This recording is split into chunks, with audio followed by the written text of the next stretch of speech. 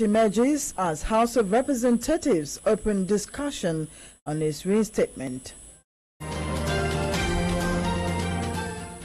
ECOWAS Parliament begins review of $284.9 billion 2018 budget. On the foreign scene, Zimbabwe's next leader prepares to take power. And in sports, Nigeria dropped 9 places in latest FIFA ranking, now 50th in the world. This and more in a moment. Please stay with us.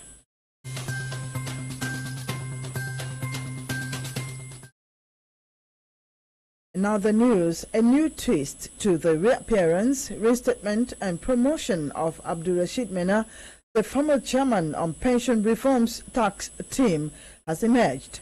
This is because the Attorney General of the Federation and Minister of Justice, Abubakar Malami, today denied issuing any letter to Mena's reinstatement as a deputy director in the Ministry of Interior.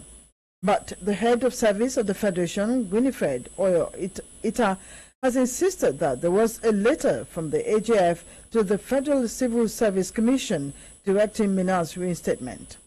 Similarly, the Minister of Interior, Abdurrahman Dambazau, dissociated himself and his ministry from Mena's entire saga, saying that the ministry had no hand in the matter. This came as Mena himself said that he was never sacked by any government, adding that assignments were still being given to him to execute for the federal government, even as at last month. Mena made the revelation through his counsel, Mamadou Katu. The testimonies were made at a public hearing on the disappearance, reappearance, reinstatement and promotion of Abdulrashid Mena, former chairman on pension reforms tax team, by an ad hoc committee of the House of Representatives today. The ECOWAS Parliament has begun the review of the $284.9 million 2018 draft budget of the community. The draft budget was presented to the parliamentarians by the ECOWAS Administration and Finance Committee. A member of the Administration, Finance and Budget Control Committee of the Parliament, Melvin Snowe, said the Parliament could only give its opinion on the budget. Snowe said about 65% of the 2017 budget had been implemented so far. The 2018 budget showed overall cuts on the community's institutions and agencies, including the Commission, Parliament, ECOWAS Court, amongst others. Solidarity, funds, human resources, education, culture, science and technology, energy, among other things, will be given better priorities.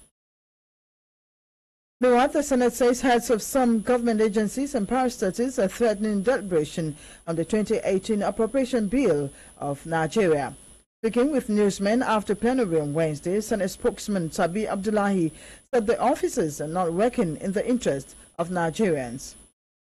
Stopped at a new trend where heads or chief executives of very critical institutions that should play a critical role in this budget process choose to ignore the invitation by the Senate to appear before it for deliberation. Based on the discussion we were supposed to have is to look at the revenue projections that is the basis of the medium-term expenditure framework. The GMD of NNPC refused to show up. The governor of Central Bank refused to show up. The Controller General of Customs refused to show up. The Director General of the National Bureau of Statistics refused to show up. And the Director of DPR refused to show up. The question to ask here is, if the national budget is very important and all of us depends on the resources of the country to run our business, what other business will be more important than looking at this very critical assignment for this country? Reacting to the development, however, Nigerians are of the opinion that problems of budget postponement will not benefit the interest of the common man. They maintain that a delay in the passage of the budget will contribute to the lingering hardship of Nigerians. We'll bring you details of that report in a subsequent bulletin. The chairperson, House of Representatives Committee on Women Affairs, Stella Ngu, has called for the inclusion of women and girls in the ongoing restructuring debate in the country. Ngu made the call during the roundtable dialogue on promoting women agenda in ongoing debate on restructuring Nigeria in Abuja.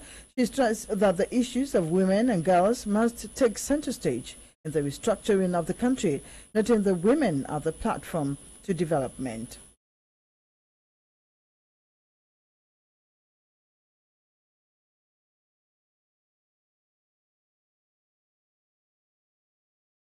It's not moving.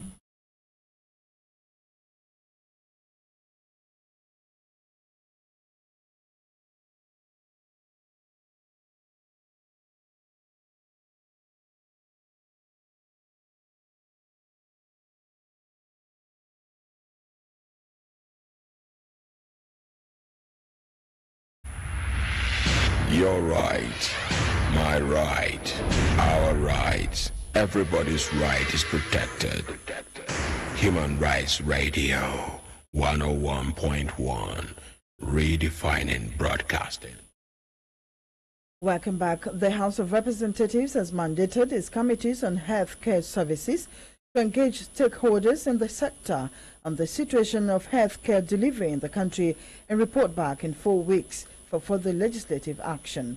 This follows a motion sponsored by Bode Ayorinde on the need to review the condition of service of medical personnel and improved state of health institutions in Nigeria.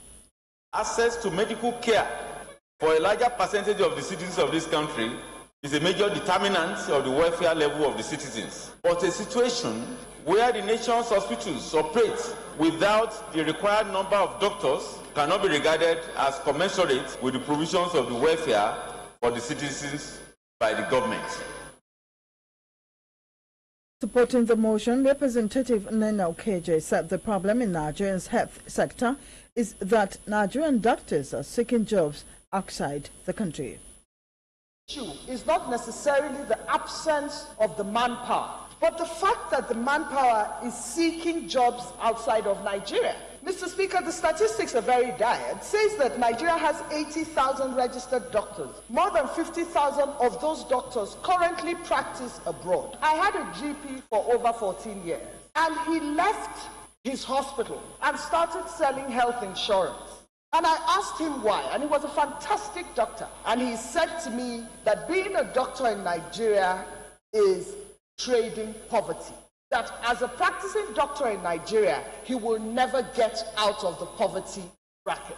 And that is the fact. I have absolutely no doubt that we do not have trained doctors, but they are well sought after outside Nigeria. The federal government has been advised to re-strategize in its fight against insurgency, especially with the rising spate of attacks in northeast of the country. Speaking with Human Rights Radio in Abuja, Nigerians underscored the need for security agencies to be reinforced.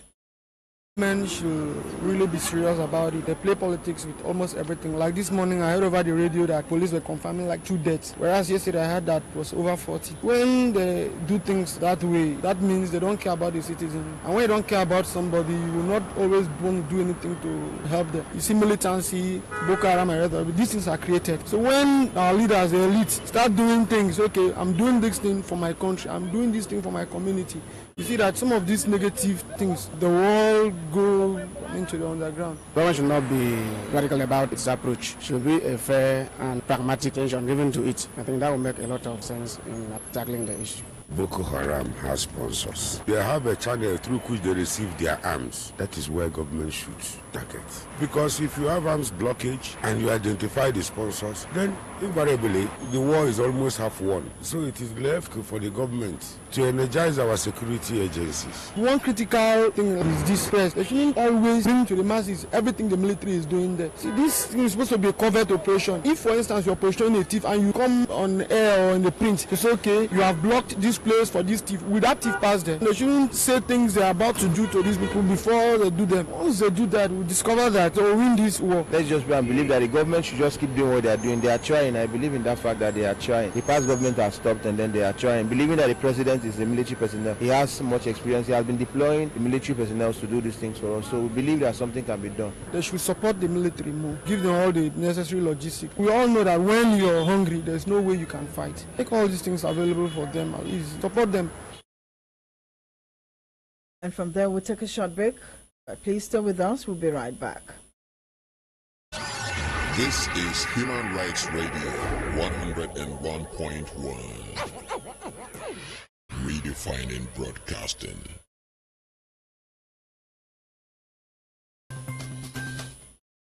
Welcome back. And on the foreign scene, Zimbabwe's former Vice President Emmerson Mnangagwa is preparing for his new role as president after a triumphant return following the dramatic departure of Robert Mugabe, ending 37 years of his rule.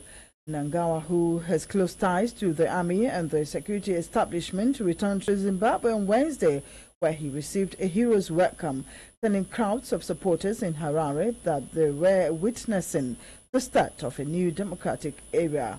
The 75-year-old will be sworn in as president at an inauguration ceremony on Friday. It was his first public speech since Mugabe fired him as vice president on November 6th over a succession tussle. In sports, despite the Super Eagles' fine performance by going through the World Cup qualifiers unbeaten and easing past perennial rivals Argentina, the team dropped 9 places in the latest FIFA ranking released Thursday to become 50th in the world and 9th in Africa. According to the latest ranking, the top 5 teams in Africa are Senegal, Tunisia, Egypt, Congo, Morocco, making Nigeria the only qualified team not in the top 5 of Africa. Although the ranking will have no impact on the World Cup group stage draw billed for December 1st, countries will use this for bragging rights and see this as a moral booster heading into the next international assignment. The next FIFA World Ranking will be published on 21st of December 2017. And that's the news. We'd like to thank you for listening. My name is Oikeke Igado.